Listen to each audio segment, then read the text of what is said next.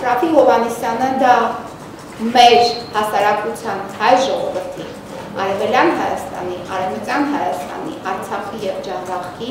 հավաքական թեկնածուն է։ Այս բնորոշումներից հետո իմաստ ունի, որ այլ թեկնածուներ առաջադրվեն։ Ազգային ժողովում տեղի ունեցած ճեպազրույցների ընթացքում լրագրողները փորձեցին ճշտել քաղաքական մյուս ուժերի տեսակետները։ Հանրապետականից Գալուստ Սահակյանը չի կարծում, որ սահմանի վրա Ջավախքի ժողովուրդը սպասում է Ռաֆի Հովհաննիսյանի առաջադրմանը։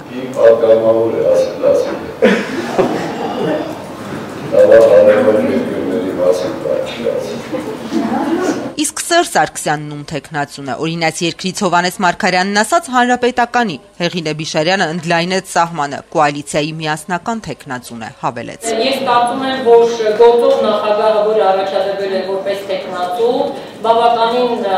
երկար անցած ճանապարհ ունի եւ նրա հետագիծը բավականին քաղաքական է եւ լուրջ է եւ այլ թեկնածուների մասին նույնիսկ չեմ էլ մտածել։ Դաշնակցությունից Արմեն Ռուստամյանը տեղյակ չէր հավաքական նոր թեկնածուի մասին, որովհետև հարց դեռևս չի քննարկվել Միացյալ Հայաստանի սահմաններում։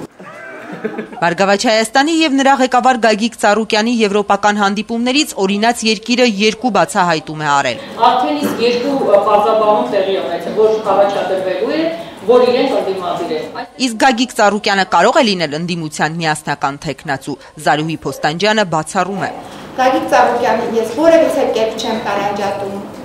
Սերժ Սարգսյանից եւ Ռոբերտ Քոչարյանից։ Իմ համար նա կերպավորում է օլիգարխ հասկացողությունը, բետոնաշահողի սեփականատիրոջ հոգեկերտված օլիգարխները, ես չեմ կարծում, որ կարող են ներկայացնել հավաքական ընդդիմության թեկնածուն։ Հիմա կարելի է օրինակ պրայմերիզի մասին խոսել ընդդիմադիր դաշտում, բայց դժբախտաբար հենց մշակույթը չկա։ Օրինակ վատ չէր լինի, եթե կարողանայինք ժողովրդի տեսակետը ստանային, օրինակ նույնիսկ միացյալ թեկնածուի հետ կապված։